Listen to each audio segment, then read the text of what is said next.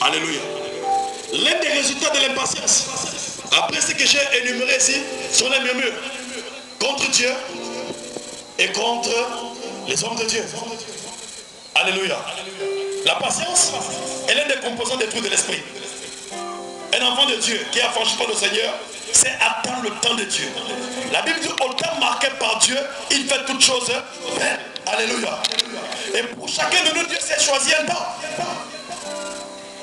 Un temps de gloire, un temps d'élévation, un temps de prospérité. En parlant du temps, je fais une parenthèse. Vous savez,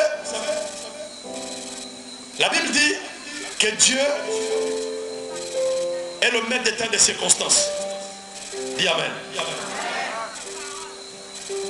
Dieu est au-dessus des temps et des circonstances. Dis Amen. Daniel dit que Dieu change le temps et les circonstances. Dis Amen.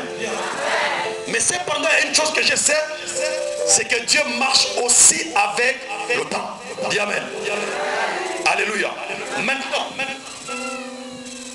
le Seigneur, au temps marqué par lui, fera ce qu'il a fait. Maintenant, l'Église a une responsabilité.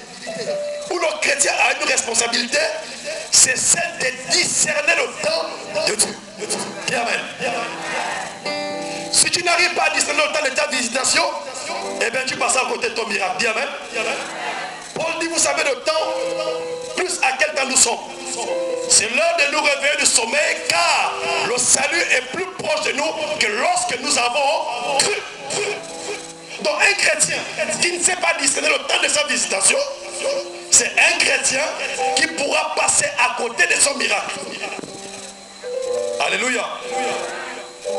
Donc nous avons dit premièrement, ce qui fait du chameau un animal exceptionnel, c'est son endurance, sa capacité de supporter la chaleur au désert.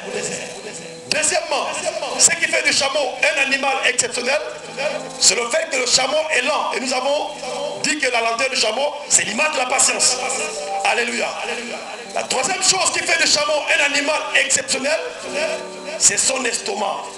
Le chameau a une capacité de contenance de 240 litres d'eau. Alléluia. Et l'eau, c'est l'image de la parole de Dieu.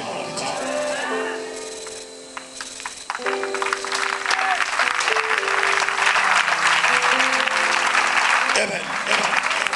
Donc le chameau, il contient 240 litres d'eau dans son estomac. Et la Bible dit quoi? Que la parole de Dieu habite en nous abondamment. L'homme ne vivra pas de pain seulement, mais de toute parole qui sort de la bouche de Dieu.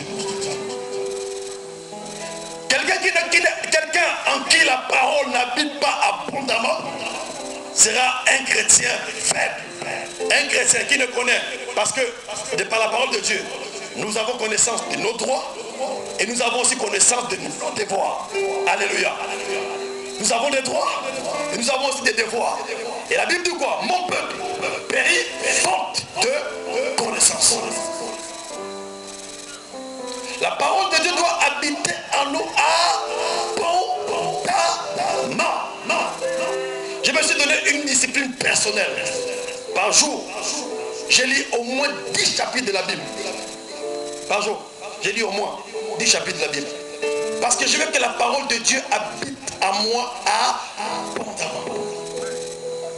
Il y a des chrétiens qui ne lisent pas la parole. Des chrétiens qui n'oublient la Bible que lorsqu'ils sont à l'église. Alléluia. Or l'eau rafraîchit. Alléluia.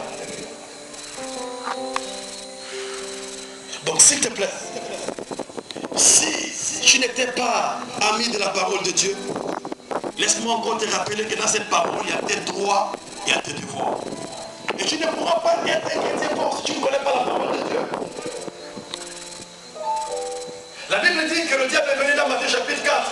Il dit à Jésus, si tu es le Fils de Dieu, ordonne que cette pierre devienne du pain.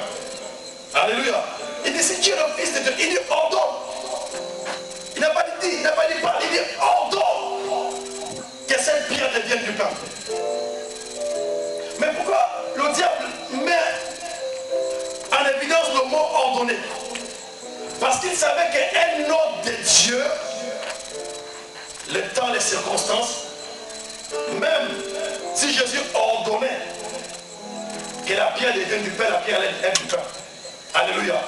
Et c'est comme ça que Dieu dit à Élie, Élie, il y a la sécheresse, va au Torah de Guérite. Là, tu boiras de l'eau du Torah et j'ai ordonné au corbeau de te nourrir là. Donc il ne veut pas parce que j'ai ordonné, le corbeau viendra t'apporter à manger. Alléluia. Pierre dit à Jésus, si c'est toi Seigneur, ordonne que je marche sur les eaux.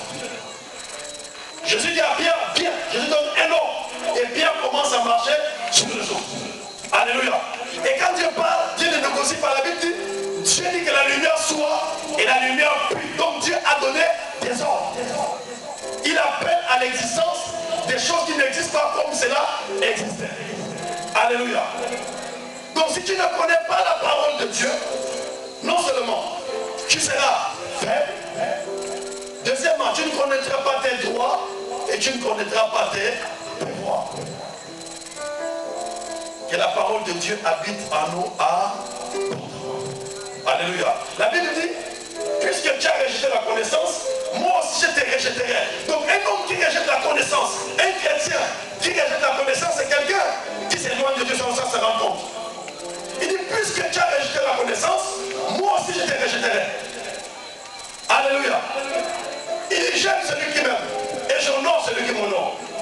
Mais tu ne peux pas dire que tu aimes Dieu si tu n'aimes pas la parole de Dieu. Parce que la parole de Dieu, c'est Dieu dans nos mains. Alléluia. L'homme ne vivra pas de pain seulement, mais de toutes paroles qui sont dans la bouche de Dieu. La plupart des personnes qui ont connu, qui deviennent un héros, que nous citons dans la Bible, ou alors dans le monde, chrétiens, charismatiques, sont des gens qui étaient imprégnés de la parole de Dieu.